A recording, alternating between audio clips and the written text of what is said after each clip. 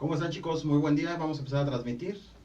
Entonces, si ya andan por ahí, regálenos un corazoncito para saber que ya están por ahí presentes, ¿vale? Vamos a bajarle aquí un poquito el audio.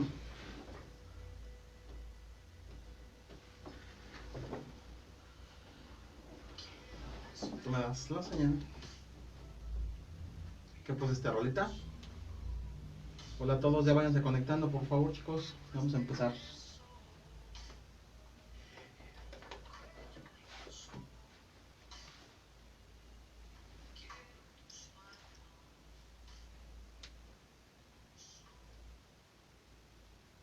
Hola, muy buen día. Te saluda Nes, estás en tu programa Al Espejo. Te doy la más cordial bienvenida. Te recuerdo que este es un espacio de creación en donde nuestra primordial eh, acuerdo con ustedes es el apoyarles en su transformación, en su salud y pues el bienestar en general. Vamos a empezar un programa un poquito diferente. Estoy hasta ahorita en este momento. Tengo aquí en mis manos el libro. Hace 8 días tuvimos un invitado, los que nos están siguiendo en Facebook, por acá lo van a ver. Tuvimos a Héctor.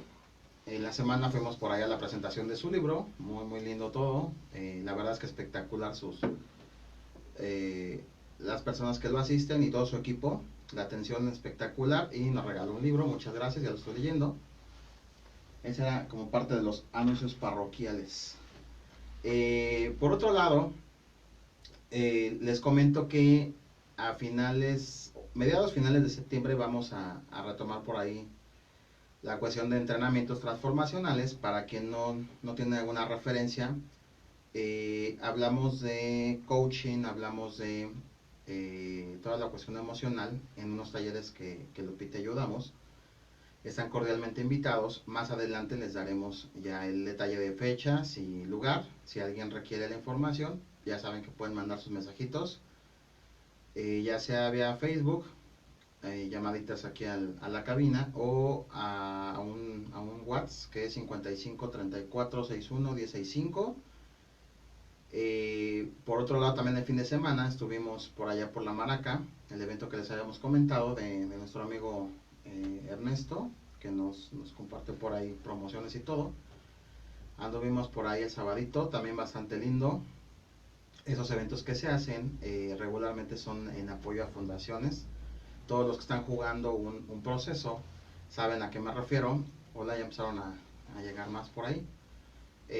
Todos los que viven un proceso saben que en algún momento se ocupa el apoyar a alguna asociación civil y casi la mayoría de esos bailes que organizan estos chicos son en apoyo a esas asociaciones. Entonces por ahí anduvimos el fin de semana, también muchas gracias Alejandro, a Ernesto, la atención la verdad es que increíble también.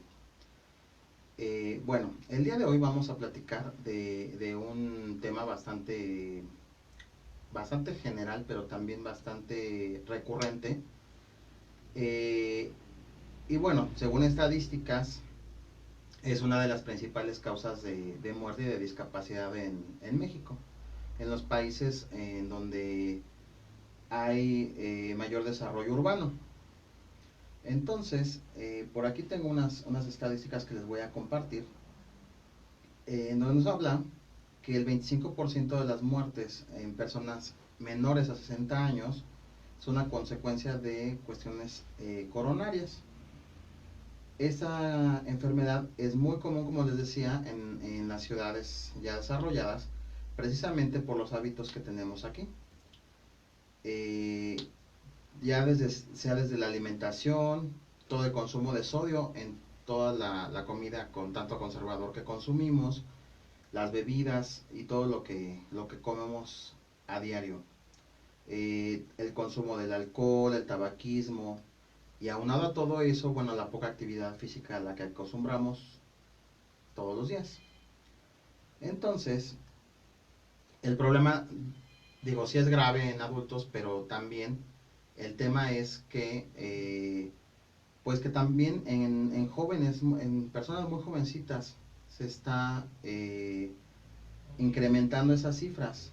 Entonces ahí es donde ya empieza a tornarse ya medio tenebroso la cuestión, porque ya no es cuestión de adultez, ya no es cuestión de personas de la tercera edad a quienes están sufriendo estos infartos, ya son personas cada vez más jóvenes.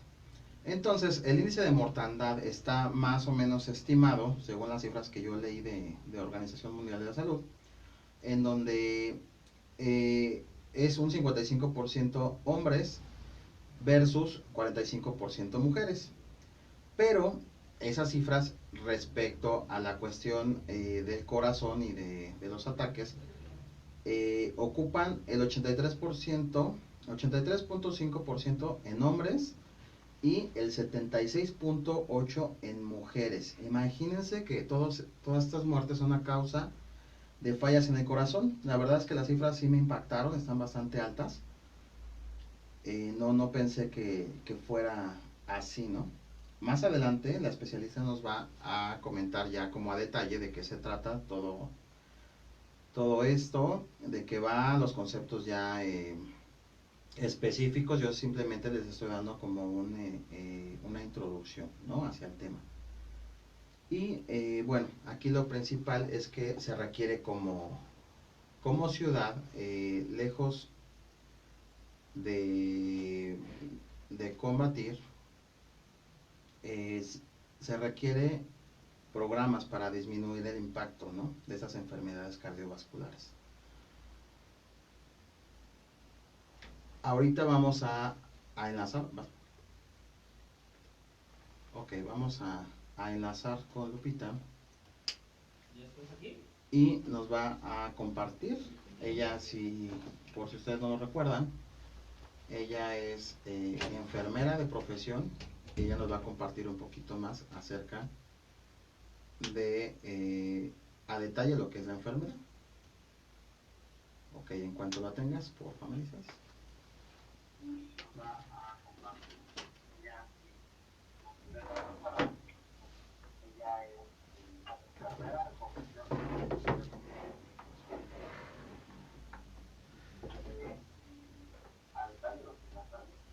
Ok, ya estás al aire, Lupita, buenos días. Hola, buenos días. Buenos días, Dalito. Buenos días, Nes. Les comentaba que nos vas a dar como la introducción ya más específica, más con términos médicos, por tu profesión. Les comentaba que eres enfermera, entonces si nos puedes apoyar, por favor. Bueno, mira, aquí, buenos días a todos. Estamos, en un ratito ya entramos con la especialista al aire. Pues como tú lo decías, realmente es muy, muy complicado, muy frecuente este evento, esta enfermedad que se da en la población mexicana, que es el infarto agudo del miocardio. Pero para poder hablar de un infarto agudo al miocardio, es importante conocer desde dónde viene esto, qué es, por qué es lo que lo causa, pero no sin antes saber que es un padecimiento que se da en el corazón. El corazón es un músculo que se encarga de darnos la irrigación y de bombear sangre a toda nuestra periferia, a todo nuestro cuerpo, es decir, a todo nuestro cuerpo. Para que esto funcione y para que no se dé un padecimiento como es el infarto, tiene que estar sano, como todo. Aquí la irrigación, cuando falla la irrigación, en el corazón tenemos dos arterias de suma importancia, que se llaman arterias coronarias. Cuando una de estas arterias enferma, no me voy a meter tan hondo porque de esto nos va a hablar la especialista, pero cuando una de estas dos arterias enferma, se tapa por diferentes causas, ocasiona algo que se llama infarto al miocardio. El infarto es la muerte, o se muere un pedacito de este corazón, y esto, vuelvo a repetir, a consecuencia del taponamiento y de la falta de irrigación de una de estas arterias. ¿Hasta ahí vamos bien? Así es. Ok. Como tú lo decías, sí es bien cierto, todavía en una década anterior todavía se daba mucho más este padecimiento en los hombres. Era mucho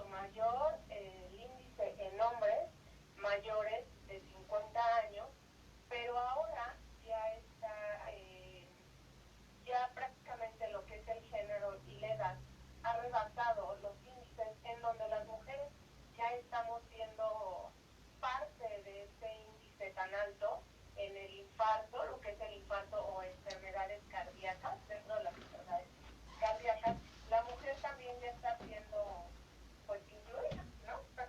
Siempre hemos sido incluidas, pero ahora mucho más. Pero ahora se están empatando más las estadísticas ya, ¿no? Así es, así es. Entonces ya no se podría decir que es una enfermedad propia del género, porque ya estamos incluidos los dos a un índice un poquito, a unas cifras un poquito iguales. Sí, ya están muy cercanas. Aparte, las edades, antes se decía que era en hombres mayores de 50 años. Ahora estamos viendo pacientes impactados desde los 30 años. Claro. Sí es, el índice ha subido, ha aumentado, pero también las causas pues han sido un poquito más recurrentes o más fuertes en esto, por la alimentación, por el sedentarismo. Porque al final del día, esa cuestión de género ya se va haciendo de lado, porque ahora también ya las mujeres trabajan a la par que un hombre, manejan el mismo estrés, más o menos generan los mismos hábitos, desde ejercicio, alimentación, es lo mismo, ¿no? El mismo ritmo de vida. Depende del ritmo de vida, como tú lo dices, y de los hábitos que hemos ido modificando, ¿no? En donde ahora las mujeres fumamos un poco más, El alcohol. el estrés laboral, son muchos factores los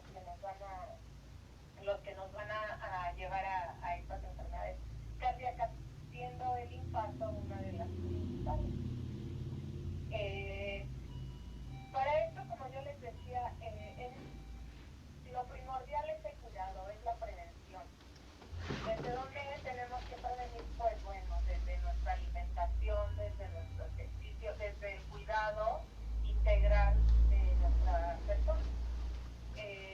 Hay situaciones o hay cosas en donde, lejos de ayudarnos o de apoyarnos, por ejemplo, ahora que se da mucho lo de la comida rápida, por falta de tiempo, decimos que no tenemos tiempo para comer, pero si tú te das tiempo, lo hemos visto con anterioridad en programas sobre Alimentación, nutrición. en donde realmente son malos hábitos los que tenemos, y estos hábitos no nos dejan o no nos dan el permiso o no nos permitimos nosotros el poder mantenernos en una salud adecuada. A lo mejor ya no al 100% sano, pero sí una nutrición que te dé los aportes adecuados para tener una salud sana. Ok. Y evitar este tipo de padecimientos. Claro, es muy importante todo lo que hacemos previo a que suceda ya la enfermedad, ¿no? Así es. Ok, bueno, pues vamos al primer corte del programa. Muchas gracias, Lupita. Perfecto. Y continuamos más adelante. Ok, ya nos entramos acá. Gracias.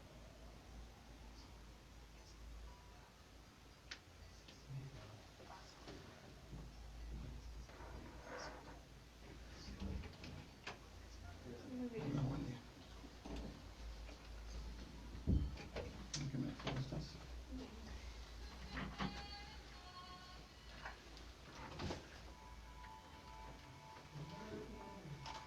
¿Acá? ¿Qué se pasa ya? ¿O ya no va a Ok, estar pásate, esta Lupita? ¿Vas al otro lado? ¿Eh? Sí. ¿Corro la silla? No, no.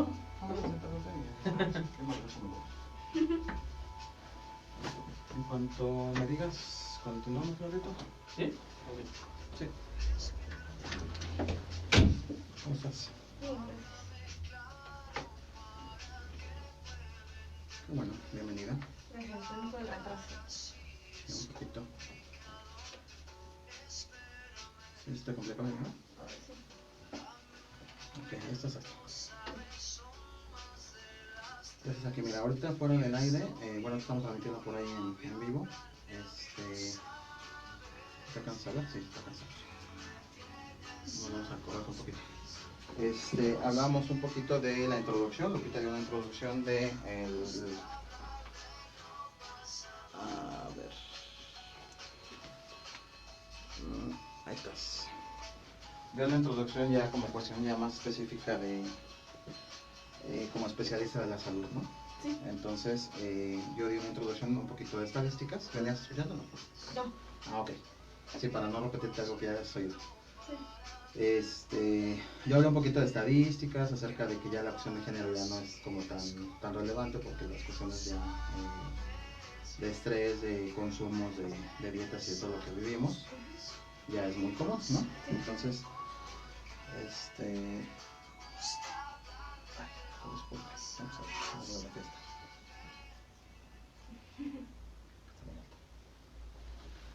Y entonces, bueno, hablábamos un poquito de estadísticas, yo hablé de la cuestión de género, la cuestión de edades un poquito.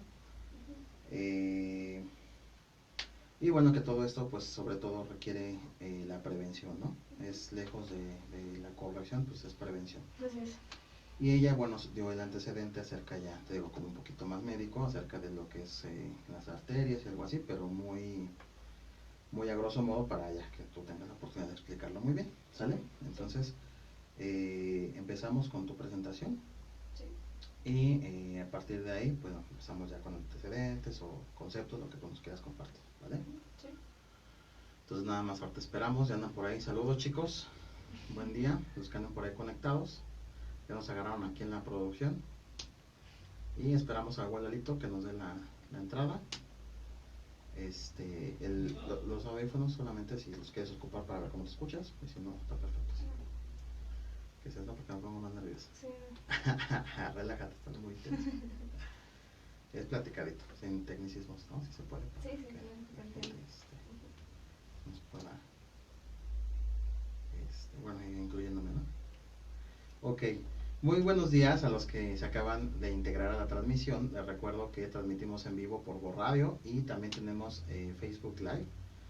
Nos pueden contactar aquí, teléfonos en cabina, o a los números que también ya hemos compartido de la transmisión.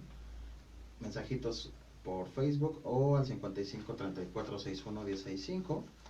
Tenemos aquí a nuestra especialista, a Cristi. Lupita ya nos había compartido un poquito acerca de como la introducción ya un poquito más específica y médica, ¿no? De lo que es un infarto. Buenos días, Cristi. Muchas gracias por compartir con nosotros. Te doy la más cordial bienvenida. Estás en tu espacio. Platícanos un poquito quién es Cristi. Pues muy buenos días a todos. Es un gusto para mí estar aquí con ustedes. Gracias por la invitación. Bueno, mi nombre es Cristi Ortiz. Yo nací en la ciudad de Mérida, Yucatán, en la ciudad más bonita del país. De hecho, hermosa. Sí. Y bueno, actualmente estoy en los últimos meses de la especialidad de cardiología en el Hospital 1 de Octubre aquí de la Ciudad de México. Trabajo para la institución del ISSSTE en este momento. Y bueno, pues les quiero platicar un poco de lo que es el infarto. Que es pero primero antes de llegar allá, primero vamos sobre de tu historia. ¿Qué haces por acá? Bueno, pues, tan lejos de tu ciudad natal, platícanos. Sí, bueno, pues realmente allá en mi tierra no hay la especialidad. Okay. Tenemos que pues migrar a las ciudades donde se da la especialidad. Desgraciadamente y afortunadamente, ¿no? Porque el estar en otro lugar, en vivir en otro lugar, en convivir con otro tipo de personas, nos da un panorama distinto de las distintas formas en las que se lleva la salud en México. Todas tienen sus ventajas y desventajas, pero creo que lejos de ser una debilidad para nosotros, es una fortaleza, porque nos permite ver desde distintos puntos de vista cómo lo viven las distintas personas del país, pues la misma enfermedad o las mismas enfermedades realmente que... ¿Ya habías tenido tu contacto de cuestión de cardiología allá en tu ciudad?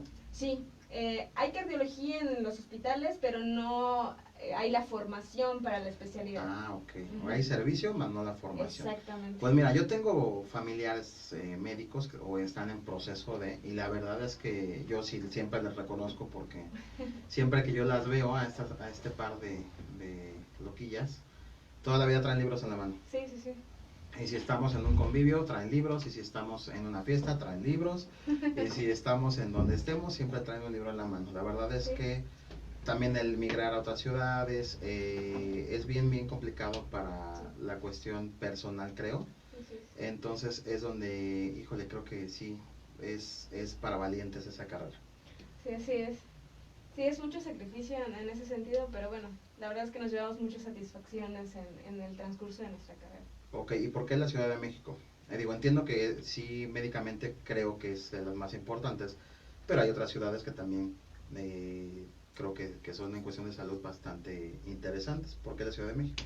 Sí, la Ciudad de México realmente tiene la mayoría de los centros grandes en cardiología. También hay centros muy importantes, como tú mencionas, en otras ciudades, que siempre son centralizadas, porque es Guadalajara, Monterrey, Aguascalientes. Hay una nueva sede de residencia en Veracruz, pero apenas es reciente.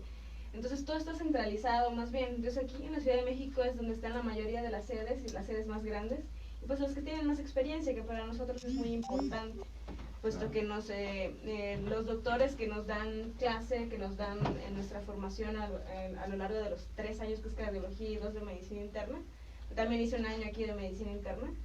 Entonces los doctores tienen muchísima experiencia, son personas que la verdad han trabajado con distintos tipos de pacientes, distintos tipos de patologías, entonces nos da mucha oportunidad a nosotros de aprender de ellos también, porque no solo de los libros se aprende, también se aprende de la experiencia de nuestros maestros y por supuesto también de nuestros pacientes, que aquí en la Ciudad de México sabemos la gran densidad de población que tenemos, entonces es muy rico. ¿El aprendizaje está todos los días? Sí, está todos los días y cada día vemos algo distinto y a veces la misma patología, pero te sorprende ver cómo el paciente evoluciona de una manera distinta. Entonces eso pues nos enriquece mucho como médicos y también como personas. Ok, bueno, pues muchas gracias por compartir tu historia. Ahora sí vamos a entrar ya a la cuestión médica. Platícanos un poquito qué es un infarto y sobre todo también cuáles son esos antecedentes, porque bueno, cuando es el infarto pues ya es el momento, ¿no? Ya el cumbre de toda una línea de descuidos en cuestión de salud. Así es. Y ya es como el detonante, ¿no? Pero ¿cómo nos podemos empezar a dar cuenta que nuestro camino es hacia allá? Y bueno, empezando por el concepto, platícanos qué es un infarto. Bueno, un infarto, como toda o gran parte de la patología que hay en general, es un desequilibrio entre el aporte y la demanda de oxígeno. Recordemos que nuestro cuerpo en sí mismo es dependiente de oxígeno, o sea, nuestros procesos metabólicos dependen del oxígeno. Entonces este desequilibrio lleva a que, bueno, no hay un adecuado aporte. Por ejemplo, cuando hay una obstrucción a nivel de alguna arteria coronaria, que son el nombre de las arterias del corazón, se llaman arterias coronarias, o cuando hay un aumento en la demanda, quiere decir, por ejemplo, cuando tenemos fiebre, cuando tenemos algún proceso infeccioso, se aumenta la demanda del corazón, y el corazón no lo puede suplir, porque pues hay una arteria que está, bueno, en este caso que está obstruida o parcialmente obstruida, entonces ese oxígeno ya no está llegando de una manera adecuada, entonces el corazón sufre y bueno, cuando persiste esta isquemia que le llamamos nosotros, ese desequilibrio, es cuando se da lo que llamamos un infarto. Desgraciadamente, los seres humanos somos muy negligentes en el sentido de que nunca nos revisamos, nunca vamos al médico, nunca tenemos en nuestra mente la palabra prevención. Entonces, un paciente diabético, hipertenso, con el colesterol alto, como no tiene muchas veces síntomas, bueno, pues no me tomo el medicamento, no sigo las medidas del médico. Entonces, todos estos factores que les llamamos los factores de riesgo mayores, como son el fumar, la diabetes que ya mencioné, la hipertensión, el colesterol alto, incluso el sedentarismo, o sea, que no hagamos ejercicio. Todos esos son factores, bueno, la obesidad, que también en México, ni qué decir, somos un país predominantemente de obesos o con sobrepeso. Entonces, todos esos factores se conjuntan. Se está retorciendo atrás de la cabina. Lo siento, lo tenía que decir. Es muy importante. Entonces, todos esos factores se conjuntan. Hasta vemos ahora pacientes jóvenes que solamente por el hecho de fumar se infartan. Y esto porque hay un gran daño, todos esos factores de riesgo que ya mencioné, que no cuidamos, al principio que no nos dé y después al mantenerlos en control ya cuando tenemos la enfermedad, nos llevan a un daño en la capa interna de los vasos sanguíneos, que se llama endotelio. Muchos años tejido no fue tomado en cuenta y fue nada más como una capa, no como un tubo de que tenemos en nuestra casa, la cañería, y pues nada más, ¿no? Pero no, esos tubos que recubre, ese tejido que recubre esos tubos es muy importante porque cuando se daña el endotelio suceden una serie de procesos fisiológicos que luego se vuelven patológicos cuando hay ese daño, que bueno, llevan a lo que es la trombosis, o sea que se forma un coágulo allá en el corazón, Y bueno, un proceso inflamatorio crónico, que bueno, que es lo que nos lleva finalmente a la formación de la placa, de el ateroma, que le llamamos nosotros, que está formado por lípidos y un proceso inflamatorio crónico, y que es lo que finalmente nos lleva por otros factores pues a romperse y a ocasionar lo que llamamos el infarto. Ok, hablabas de dijiste para como tratar la enfermedad, entonces entiendo que obviamente no se puede curar y es un daño irreversible. Así es. Lo que le pasa, el daño que tiene el corazón, ¿hay alguna manera de resarcir ese daño o ya no se puede hacer nada? Cuando ya después de que tenemos un infarto, les parecerá repetitorio, pero así como es importante prevenir el infarto, esos mismos factores que ocasionaron el infarto también tienen que ser controlados después del infarto. O sea, cuando por ejemplo tengo un infarto, lo trato de la manera que sea, luego hablaremos del tratamiento, pero lo trato de la manera que sea. Si no controlo esos factores que me llevaron al infarto, de todos modos, pues voy a volver a tener un infarto, ¿no? Eso es obvio, es un proceso que no se detiene, sino pues controlo la causa, ¿no? Entonces, parte importantísima para nosotros del tratamiento es que el paciente haga conciencia de su enfermedad, o sea, del infarto en sí mismo y de lo que llevó a ello. Entonces, una vez que el paciente tome conciencia, pues va a tomar conciencia de la importancia de cuidarlo. Muchos pacientes me ha pasado de que se infartan, los damos de alta, ya se sienten bien. Los veo fuera del hospital con la coca agarrada. No es comercial, pero bueno, es no quiere decir que mate gente la coca, eso no pasa. No pasa. No, pero bueno, o sea, no tomó conciencia de la enfermedad. Entonces, claro, apenas acaba de salir de un proceso agudo y ya lo está llevando otra vez a un nuevo proceso. Y que aparte ese proceso va a tardar menos tiempo. O sea, porque los años que nos llevó llegar a ese punto, como ya hay un antecedente y ya hay un daño en el corazón, ya no va a tardar los mismos años en regresar a nuestra vida.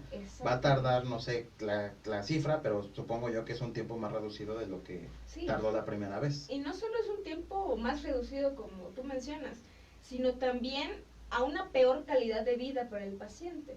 Porque recordemos que un infarto, dependiendo de la localización, pero puede llevarnos a un proceso que se llama insuficiencia cardíaca. Y esa insuficiencia cardíaca pues es un proceso también que es progresivo y que si no nos cuidamos puede ser que ya no me dé un infarto, pero la insuficiencia cardíaca me limite mis actividades. Para tu nivel de vida cotidiano, ¿no? O sea, ya no voy a poder ni siquiera salir o ir al baño porque va a faltar el aire. Entonces, ese proceso de insuficiencia cardíaca es lo que nosotros cuidamos mucho, porque como tú mencionas, ya hay un daño en el corazón, y si no lo detenemos va a seguir avanzando hasta que nos lleve a que realmente el paciente ya ni siquiera se pueda parar de la cama sin dolor de pecho o sin falta de aire. Entonces eso es terrible para la calidad de vida. Ok, vamos con las preguntas. ¿Claro? Empezamos con las preguntas. ¿Sí? Ya vimos que es un infarto, ¿no? Sí. Que es la muerte en pequeño o masivo de nuestro corazón. Así es. ¿Por qué? Por la falta de aporte de oxígeno. Así es. ¿Qué ocasiona? Bueno, también ya lo vimos, lo que es el sedentarismo, la alimentación, los hábitos que tenemos malos, muy malos hábitos que tenemos, ¿no? Los mexicanos. Sí. Los síntomas. ¿Cómo identifico yo que me estoy infartando? ¿Cómo identifico yo que sea este paso a llegar a un hospital? Porque hay quien lo manifiesta como un dolor de gastritis, hay quien lo manifiesta como un dolor de hombro, pero ¿cuáles son los signos característicos de un infarto? ¿Cómo puedo yo identificar un infarto? Sí, los síntomas típicos que nosotros le llamamos del infarto son dolor de pecho, opresivo, como si alguien me estuviera oprimiendo, que puede irradiarse o no a la mandíbula, puede ser a uno o ambos brazos, por lo general es al brazo izquierdo, pero también pueden ser los dos. En el momento del dolor, por lo general estamos haciendo alguna actividad, o sea, es relacionado con algún esfuerzo. También en ese momento tenemos sudoración profusa, puede manifestar también mareo, falta de aire, incluso una sensación de hacer pipí o popó en ese momento, o incluso una sensación de muerte inminente. Hay pacientes que tienen tanto dolor que dicen, me voy a morir, o sea, no sé qué tengo, a veces ni mencionan qué tienen, pero siento que me voy a morir. Entonces, ese es un síntoma que sí nos asusta mucho, porque bueno, nos está hablando de que hay un daño extenso. Pero sin embargo, como también quiero mencionar, eso es lo típico, ¿no? De la sintomatología. Pero como usted bien menciona, hay pacientes, sobre todo mujeres o diabéticos o adultos mayores, que no lo manifiestan tan típico. Puede ser que sean algo que se llama equivalentes anginosos. Por ejemplo, que el paciente tenga mareo, que se desmaye o simplemente le falte el aire. También hay unos pacientes diabéticos que nunca tienen síntomas, ya nada más cuando vemos el electrocardiograma pues ya hay la huella del daño, pero nunca manifiestan síntomas, no se enteraron. Wow. Es lo que le llamamos nosotros infarto silente. Entonces, lo que yo recomiendo, y como mencionaban, al primer síntoma, sobre todo de los típicos que ya mencioné, ir al hospital que tengan más cercano, no lo dejen pasar, no se automediquen, por favor, porque es muy típico que se toman lo que nosotros le llamamos AINES, o sea, analgésicos, naproxeno, diclofenaco, etcétera. Con eso se me va a quitar el dolor. Con eso se me va a quitar el dolor, sobre todo si tenemos antecedentes, ¿no? De los factores que ya mencionamos, o ya tuvo un infarto previo que es aún peor. No se automediquen al primer síntoma al hospital, porque nos pasa mucho. Nosotros tenemos como piedra angular de nuestro tratamiento la aspirina, o sea, el ácido acetilsalicílico. Entonces, si nosotros tomamos otro tipo de AINE, lo que ya mencionaba de los analgésicos, interfieren con, digamos, el mecanismo de acción de la aspirina. Entonces, no nos es tan efectivo ya la aspirina. Bloquean el efecto. efecto. O lo contrario, me tomo un montón de dosis de aspirina, no la dosis que realmente está recomendada, y luego llega el paciente con sangrado de tubo digestivo, o sea, empiezan a vomitar sangre, hacen en la popó sangre. Entonces, no se automediquen, sobre todo esto. Primer hospital que yo vea, me voy para ahí. Y si tengo 2 hospitales de opción, me voy siempre al hospital donde hay cardiología. Porque, bueno, nosotros hablamos de tiempos de retraso y lo que menos queremos es que haya esos retrasos, porque tiempo es miocardio, o sea, corazón. Mientras más tiempo yo me retrase en la atención, pues nuestro corazón más va a sufrir y más se va a morir ese tejido. El entonces, daño va a ser más evidente. Así es, entonces al primero de estos síntomas que mencioné, al hospital más cercano, y si tienen opción, a donde haya cardiología. Bien, otra. ¿Existe el preinfarto? No. No, porque aquí, bueno, nos comentan. A mí me diagnosticaron con preinfarto. ¿Cuánto me falta para infartarme? Entonces, ¿existe realmente el diagnóstico como tal? ¿Sabemos? No. Pero bueno. No existe. Hay un proceso que se llama angina. Y esa angina puede ser crónica o lo que le llamamos nosotros angina inestable. Que la única diferencia con infarto es que no elevaron los marcadores de daño del corazón. Es la única diferencia, porque pueden ser los mismos síntomas. Y por lo general los síntomas son menos duraderos, digamos, que en un infarto. Pero esa es la única diferencia. El término preinfarto no existe. Yo creo que muchos años se ha referido a él por el término de angina, que no quiere decir que no sea nada, que esté sano el paciente, tampoco, Pero bueno, sí es muy importante distinguirlo, porque nosotros nos llegan, bueno, cuando le preguntamos al paciente, ¿no? ¿Y usted le ha dado infarto? Porque para nosotros es muy importante, un paciente que ya se infartó es un paciente de alto riesgo. Entonces le preguntamos, ¿y usted se ha infartado? Pues me dijeron preinfarto. Entonces, ya fue un infarto. Nosotros nos quedamos con un signo de interrogación, porque para nosotros es muy importante distinguir si realmente se infartó, si hubo esa liberación de marcadores de daño en el corazón, o simplemente tuvo el dolor de pecho, porque implica mucho en el pronóstico del paciente. No es lo mismo que tenga un paciente antecedente de angina, ya sea inestable o crónica, que digamos que es un pronóstico menos fatal que si ya tuvieron un infarto. Entonces, sí es muy importante. Pero que es algo grave. Claro, no deja de ser grave, cualquier proceso que haya allá en el corazón va a ser grave en sí mismo, pero a nosotros nos sirve mucho por factor pronóstico y por factor de pensar qué tratamiento le dieron. Entonces es muy importante. Para tener un seguimiento. Hablas acerca de la cuestión de prevención. Sí. México es un país que poco tiene de cultura de salud. Así es. Porque regularmente ya asistimos a un médico cuando ya traemos un problema crónico, cuando ya traemos enfermedades ya degenerativas ya muy avanzadas, cuando ya el dolor ya no lo podemos controlar, o sea, ya es nuestro último recurso. Cuando ya hay limitación. ¿Por qué crees, a eso iba yo, por qué crees que el sistema de salud, digo, entiendo que es algo como de idiosincrasia del mexicano, pero ¿por qué crees tú que nuestra necedad a no asistir a un especialista? Yo creo que intervienen varios factores. El primero, y yo creo que es muy importante, es la negación de mi enfermedad. En general, al paciente que tú le dices, usted es diabético, ¿no? O sea, siente que el mundo se le cae, que ya se va a morir, y no.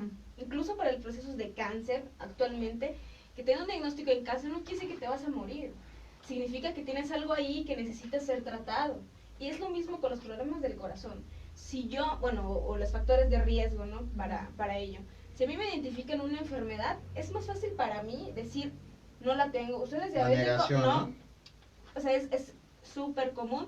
¿Usted qué enfermedades tiene? ¿Es diabético? No, no soy diabético. Ah, bueno, ¿qué medicamentos toma? No, pues tomo metformina, me inyecto insulina. O sea, estoy negando que tengo una enfermedad, ¿no? Y al negarlo me impide o me obstaculiza tratarme correctamente. Entonces, como recomendación, no nieguen su enfermedad, sino trátenla. O sea, enfóquense en ella, tomen su medicamento, hagan el ejercicio que requieren, coman bien. O sea, es más fatal negarla que decir, bueno, sí tengo esta enfermedad, pero me estoy tratando bien, me estoy tomando mi medicamento. Ese es el primer punto, no la negación. El segundo punto, desgraciadamente también creo que no le damos prioridad a lo que la tiene. Entonces, para nosotros es mucho más fácil dar 5,000 pesos para que me hagan un tinte de cabello que para irme a una consulta de 500 pesos con un especialista. Entonces, creo que esa cuestión de prioridades hay que cambiarla. Nos parece caro una consulta especialista de 1,000 pesos, por decir, pero no nos parece caro, no sé, un gelish de uñas, una botella de whisky o una etiqueta azul. No, y que yo como te decía hace rato, tengo médicos en la familia, ¿no? Y la verdad es que el ver ese esfuerzo y el ver esa dedicación y el ver todo lo que dejan atrás, o sea, de verdad que no les duele pagar una consulta para lo que les cueste, porque de verdad no saben la dedicación, el tiempo y los sacrificios que hace un médico para titularse, para obtener una especialidad. Deja su casa, deja su familia, deja su lugar de origen, se la pasa todo el día leyendo. No digo que no disfruten de su vida, definitivamente lo disfrutan. Para aguantar todo eso, definitivamente deben de amar la profesión. Pero no saben todo el sacrificio que hay detrás. Entonces, muchas veces nosotros minimizamos todo ese esfuerzo. Y bueno, no está mal también que vayan a un especialista de una farmacia. Todos son válidos, pero de verdad hay muchas personas capacitadas que pueden dar un diagnóstico exacto y que no se limiten en ver cuánto cuesta una consulta. Que vean que sea alguien que les va a ser funcional y quien sea, ¿no? A donde quieran asistir. Pero bueno, que sí sepan que ese tipo de enfermedades les puede dar una calidad de vida alta. Sí. Siempre y cuando sean bien cuidadas.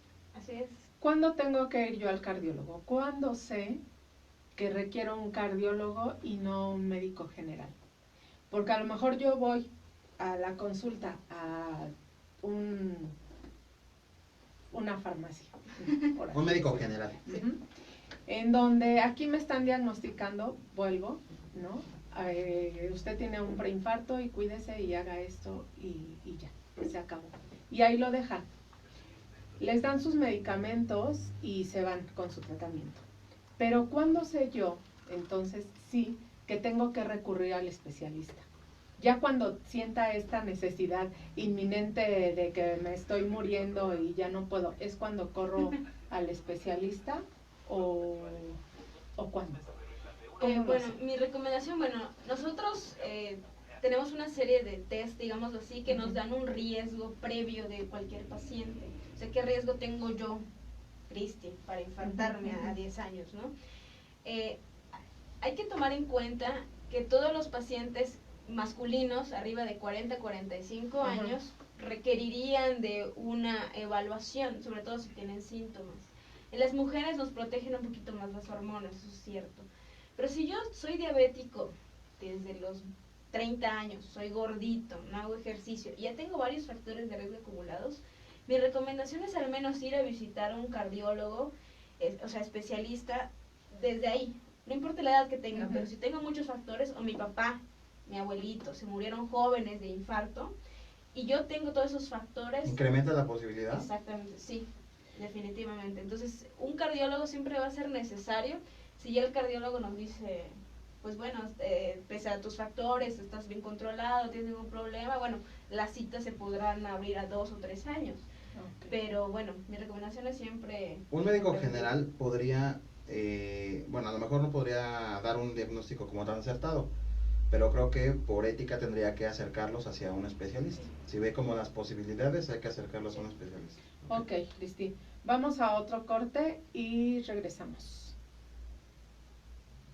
Ok, seguimos aquí Seguimos en Facebook, en Facebook transmisión. Live, en donde a mí sí me gustaría que nos quedara claro Sí. lo que es una angina Ujú. y lo que es un infarto. Sí. Yo lo veo así. Esta podría ser nuestra arteria, una de nuestras coronarias. Yo les comentaba que, bueno, nuestro corazón es un músculo el cual se encarga, o un órgano el cual se encarga de irrigar nuestro cuerpo, y dentro de este corazón hay 2 arterias de suma importancia, que son las arterias coronarias. Para sencillito, ¿no? Sí. Digamos que esta es una arteria coronaria. Ujú. Y en esta arteria se van formando, según nuestra alimentación y nuestros hábitos, ayudamos a nuestra arteria a enfermarse. ¿De qué manera la vamos a ayudar a enfermarse? Bueno, entrándole prácticamente cosas con colesterol, los triglicéridos, todas esas... ayúdame, doctora, se me va el... Hábitos. toda esta grasita, todos estos lípidos, Lípidos. nos van formando una plaquita dentro de nuestra arteria. Ujú. Y se va formando la plaquita, y entonces, al irse formando la plaquita, va disminuyendo el paso de sangre. ¿Estoy en lo correcto? Así es. Va disminuyendo este paso de sangre hacia nuestro organismo o hacia nuestro corazón, y lo que va a pasar es que el aporte de oxígeno va a disminuir. A menor irrigación, menor aporte de oxígeno. ¿Vamos bien? Así es. Entonces, entendería como cualquier cualquier persona que la angina de pecho es esta falta de circulación o disminución de circulación por esta placa de ateroma, que si no es atendida a tiempo, se va a ir extendiendo al llegar el momento en el que esta placa de ateroma o este coágulo nos tape esta arteria y ya se nos empieza a morir esta parte del corazón, que es el infarto, para que nos quede más clarito, ¿no? Sí. Si nosotros ya tenemos un infarto, puede entrar como tal, o más bien, acá viene la pregunta. Las personas que dicen que es que me diagnosticaron como preinfarto, ya sabemos que no es un preinfarto, que puede ser una angina de pecho, en donde Es como la situación previa, sí. Bueno, vamos a regresar al aire, chicos, y continuamos con este mismo tema. Ok, estamos de regreso, fuera del aire, para los que nos siguen en Go Radio. Hablaban la explicación como muy detallada de lo que era angina de pecho, que es nuestro previo a recibir o a padecer un infarto, ¿no? Sí. Es ir cerrando esa arteria con toda la alimentación principalmente, ir cerrando de a poco esa arteria, y bueno, cuando llega el momento que se bloquea y ya no hay más flujo sanguíneo, es cuando ya es un infarto. Ujú. Ok, nada más es el... Entonces, vámonos al tratamiento. Ya sabemos que, bueno, qué es, qué lo ocasiona, cuáles son los síntomas, o ténganlo muy en cuenta, que es la opresión o la sensación de opresión en el pecho, que se puede irradiar a mandíbula, a brazo izquierdo, y a veces te dan, tienes la sensación de hacer de la pipí o de la popó, así. Este dolor, ¿cuánto puede durar? Normalmente hay una distinción de tiempo, es un poco subjetivo, pero la mayor parte del tiempo lo consideramos cuando dura menos de 20 minutos, es más probable que sea una angina solamente, porque no fue un tiempo prolongado. Cuando es más de 20 minutos, ya por lo general para nosotros son datos de alarma de que puede ser un infarto, porque ya se extendió ese tiempo de isquemia, lo que comentábamos, de menor riesgo sanguíneo, ese tiempo ya se extendió y por lo tanto ya pues empiezan a morir las células, o sea, en este caso los miocitos. Entonces, por lo general más de 20 minutos para nosotros ya es alarma de que puede ser un infarto por la prolongación de ese tiempo. Ok. Yo llego al hospital, bueno, nos regresamos un poquito. Yo empiezo a sentir todo esto en casa manejando, no sabemos en dónde nos puede pasar.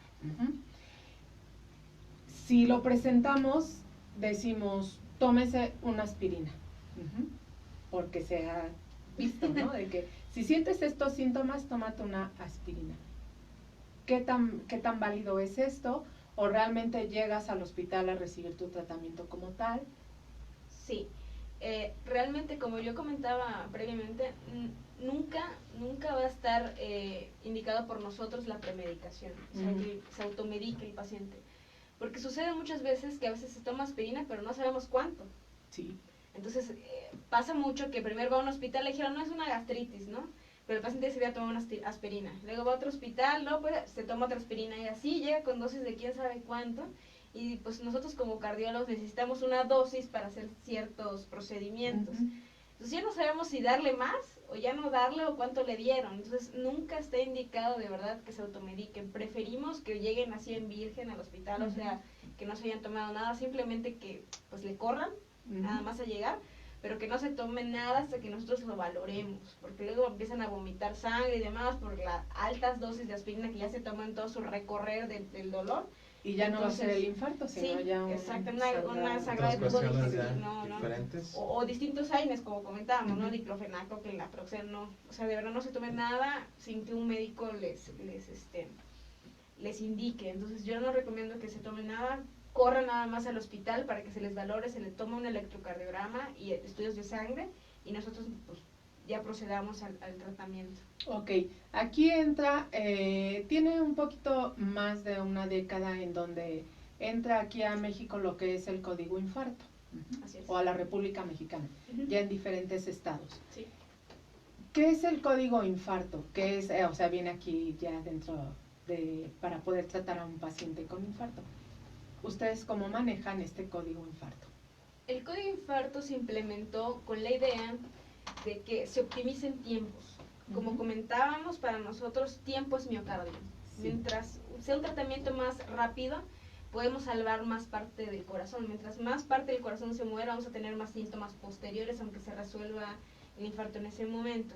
Entonces, Código Infarto nació con esa idea de que el paciente llegara, tengo sospecha de infarto, le toma inmediatamente estudios de sangre para ver las enzimas de liberación de necrosis, o sea, que nos indican la muerte de una parte del corazón, y del electrocardiograma, que para nosotros es imprescindible en esta patología. Si nosotros llegamos y nos tomamos un electrocardiograma, de hecho la meta en las guías, de que yo estoy cruzando la puerta, me identifican de que puede estar un infarto y que me tomen un electrocardiograma, son 10 minutos. Ese es el tiempo ideal.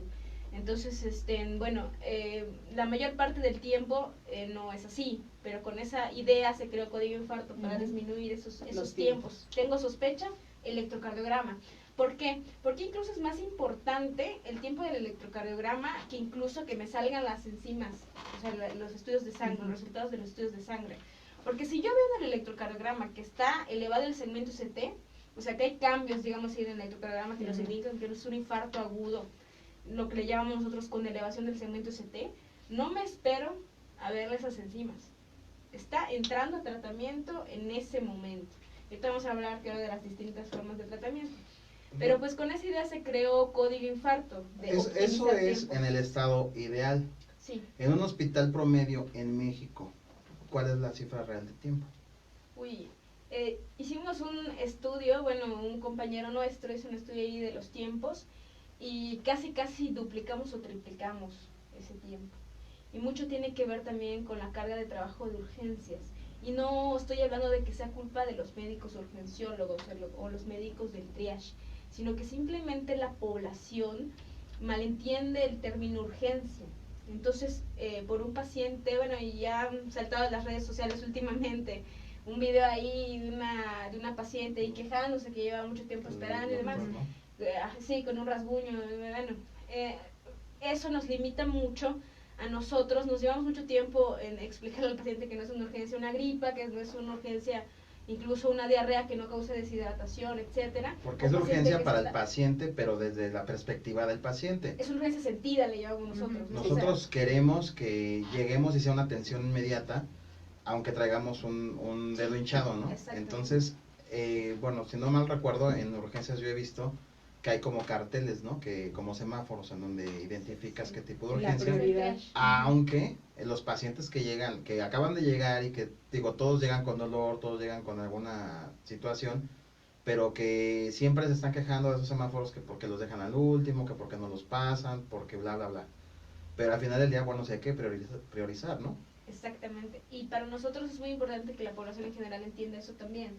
Porque un paciente que La tiene conciencia. tiene dolor de pecho, para nosotros es prioridad. O sea, de verdad, porque la gripa, pues se nos va a quitar una semana incluso sin medicamento. Ujú.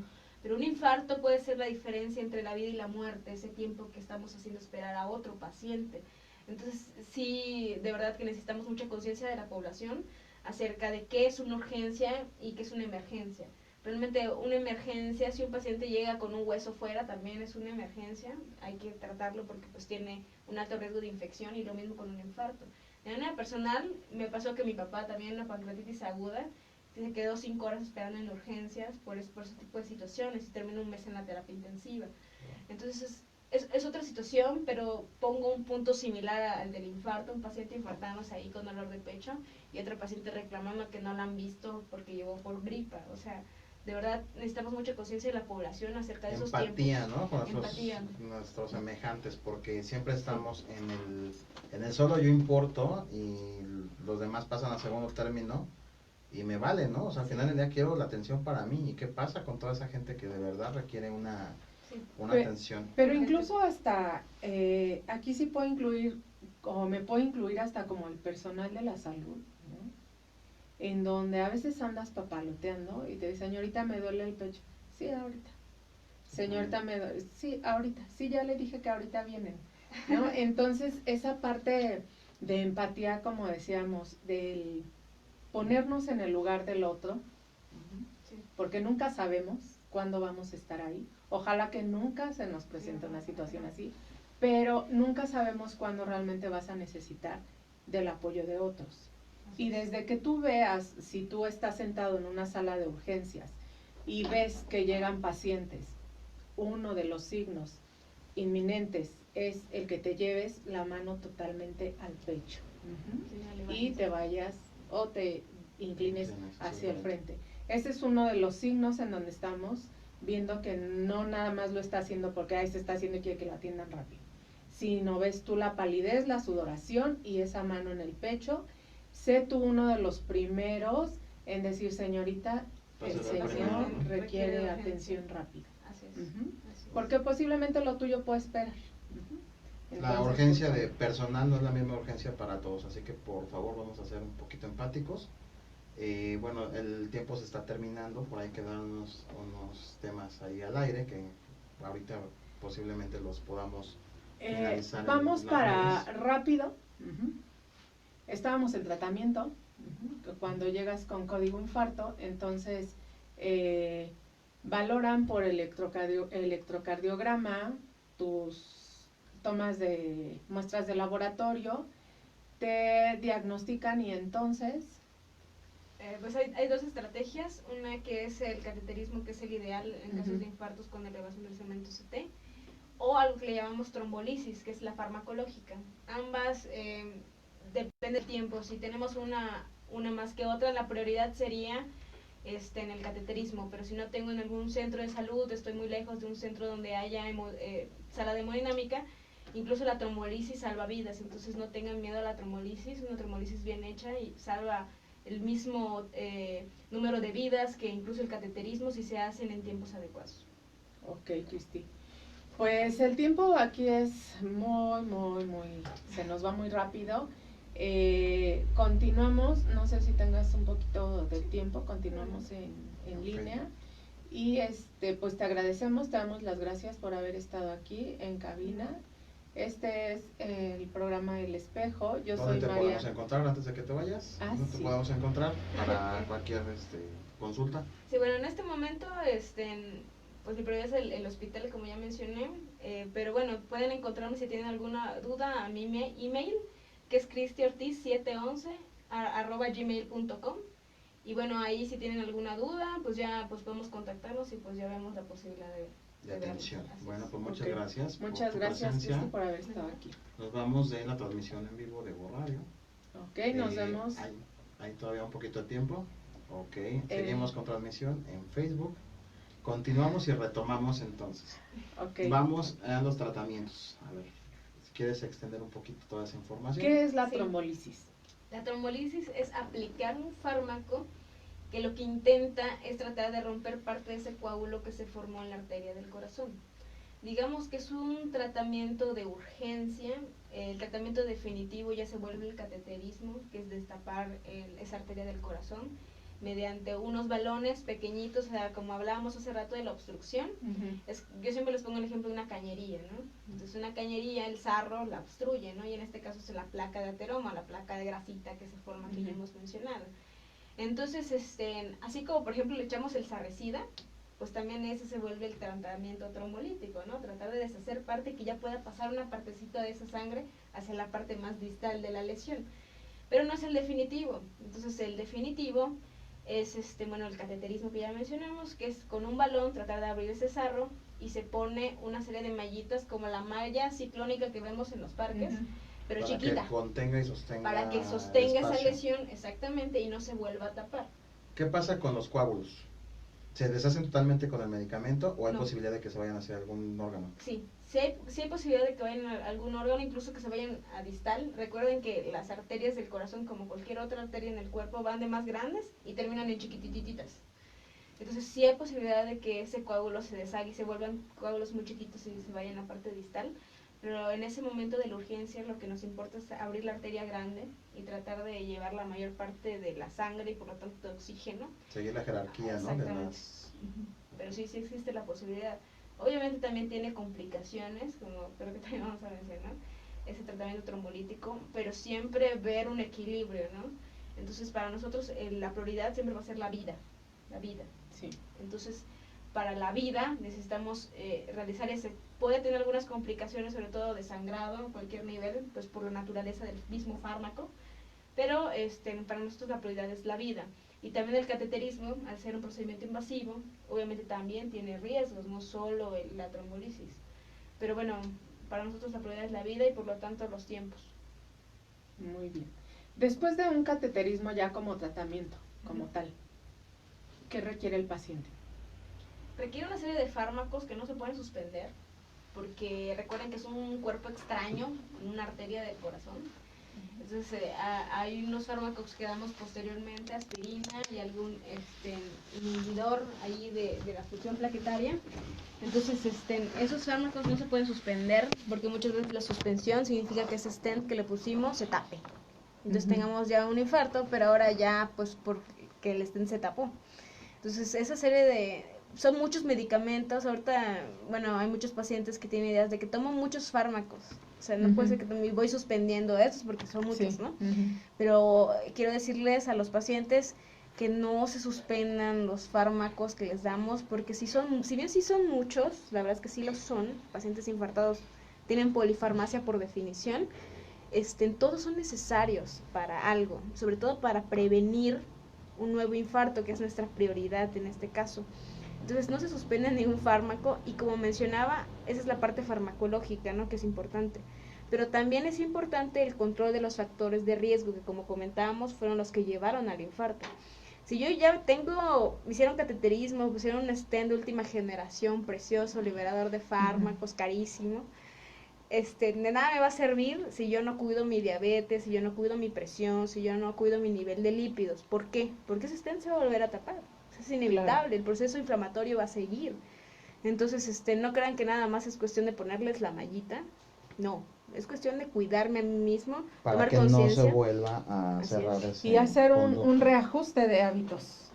Acabas de tocar un punto bien importante, que son los precios de esta enfermedad.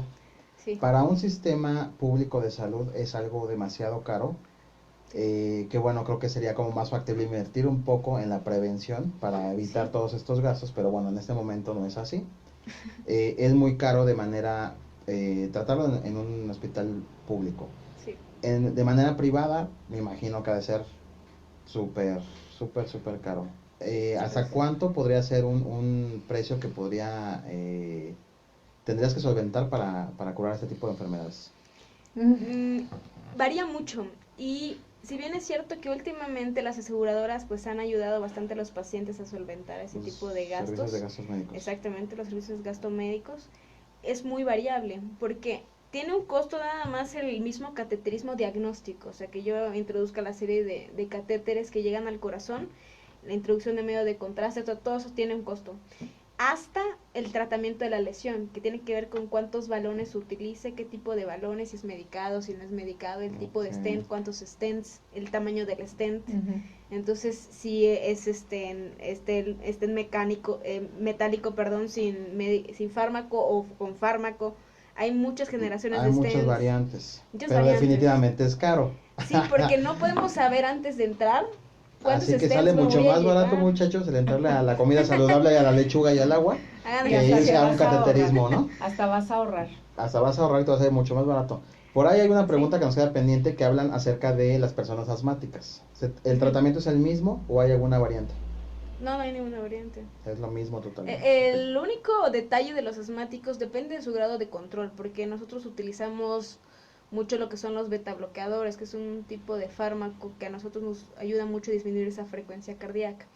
Entonces, en los pacientes asmáticos depende mucho su control. Si es un paciente que tiene crisis asmáticas repetitivas, que usa esteroide, a dosis altas, etcétera, pues sería tal vez una contraindicación, incluso para los pacientes que fuman mucho, que tienen problemas del pulmón crónicos y no están bien controlados o tienen enfermedad ya muy grave de pulmón, tal vez sí serían contraindicados esos tipos de fármacos. Pero en pacientes que tienen asma, pero tienen años sin una crisis, que no requieren esteroide, que no tienen polifarmacia por el asma y demás, o no tienen neumopatía muy avanzada en el caso del tabaquismo, que no usan oxígeno ni nada, pues realmente no hay diferencia, se puede utilizar, al menos que... El tratamiento muy similar de un paciente similar, sin esa enfermedad. Sí. Otra de las preguntas que nos entran hace ratito. La vida sexual, ¿cómo afecta mi vida sexual? ¿Cómo? Esa es tuya, esa es tuya. No, esa me la sé perfectamente yo. Yo sé que sí. Venimos a platicar tus historias, qué bárbara. Un programa para ¿Cómo? venir a sacar tus... Regularmente en este programa nos reímos mucho. Hoy estuvimos muy solemnes. Entonces, bueno. ¿Cómo afecta mi vida sexual después de tener un infarto? Fíjense que hay tabú todavía en México de la parte de la sexualidad. Yo no lo veo así en el sentido de que muchos pacientes, incluso recién infartados, acaban de hacerle cateterismo, está en la cama. Doctora, ¿cuándo puedo volver a tener relaciones? Y agradezco que me lo pregunten. ¿Saben por qué? Porque son pacientes que están tomando conciencia de su enfermedad. Es peor no saber que hacer una pregunta porque no sé, ¿no? Sí. Entonces, de ignorancia, ¿no? Sí, claro. Que preferimos quedarnos callados Sí. antes de que sí, podamos antes, regarla. sí. Y muchas veces también la disfunción sexual también involucra los vasos sanguíneos que ya habíamos comentado. Sí. Y son vasos sanguíneos más pequeños los que hay a nivel peneano que a nivel del corazón, son más reducidos en diámetro, sí. Entonces, cuando ya hay disfunción sexual, ya nos habla que puede ser incluso un precedente de un infarto, un factor de riesgo en sí mismo para infarto. ¿Por qué? Porque ya me está avisando que esas arterias chiquititas ya se están tapando. Entonces, las grandes, pues para ahí van también, ¿no? Entonces, la idea, si yo tengo disfunción sexual desde ahora, aguas, porque también te puedes infartar, es un factor de riesgo. Entonces, todas ahí, aguas, ¿no? Sí, aguas, porque sí puede pasar. Piensan que es un problema de otra situación y termina... También es un problema vascular. Y ahora, después del infarto, depende del tipo de infarto que tuviste. Si es un infarto muy extenso, pues la recomendación es que depende de cómo vayas en la rehabilitación cardíaca. Muchas veces, a mí me gusta mucho este campo porque nos permite reincorporar al paciente a su vida normal, y parte de la vida normal del paciente también es la parte de la sexualidad. ¿En qué porcentaje recuperan su vida normal? Depende del tipo de infarto. Si es un infarto, por ejemplo, de una descendente anterior proximal, que es una arteria muy importante, tal vez la más importante del corazón, porque irriga la mayoría del ventrículo izquierdo, que es lo que nos da la funcionalidad realmente a nosotros los seres humanos. Entonces, pues, una gran parte del paciente siempre queda con insuficiencia cardíaca, o sea, hay mucho daño. Ahora, si es una lesión en una coronaria derecha distal, en una circunfleja, que son arterias, digamos, que irrigan menos músculo, entonces, pues bueno, la funcionalidad casi se recupera al 90, 100%, sí, nos cuidamos después. Y tiene mucho también que ver con los tiempos, porque recuerden, mientras más tiempo pase, aunque sea una arteria pequeña o relativamente pequeña, si pasa mucho tiempo, pues el daño se va a extender. Entonces, de la disfunción sexual es muy importante la rehabilitación cardíaca. De hecho, hay varios artículos nuevos, a mí me gustó mucho esa área, que se han ponderado incluso la mejoría de la disfunción sexual con el ejercicio. Porque muchos han hablado de que, bueno, si yo ya me infarté, ¿cómo voy a hacer ejercicio? O sea, no puedo hacer ejercicio porque me infarté, eso no es cierto, no es cierto. El ejercicio siempre va a ser muy importante antes y después del infarto, ni qué decir.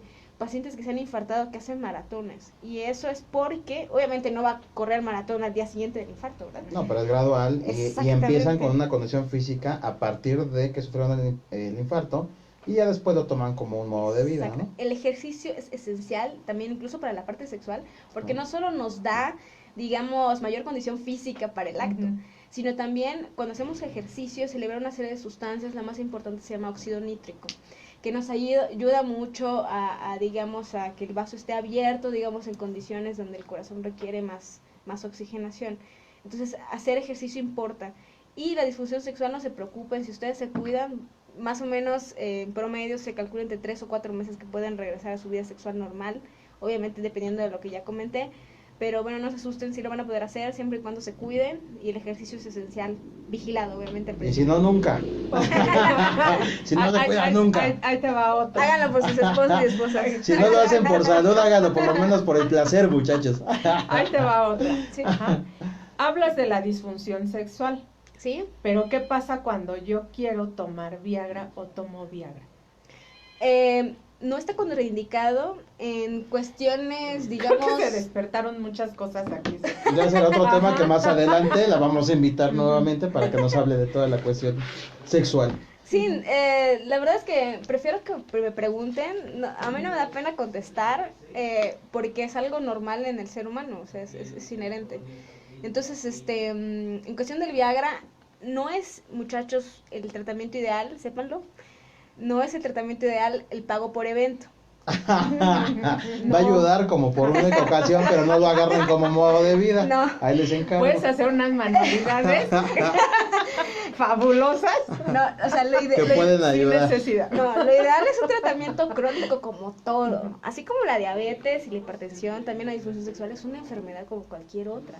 Entonces se trata de una manera crónica, así es el tratamiento ideal, o sea, no es pago por evento, chavos, ¿eh?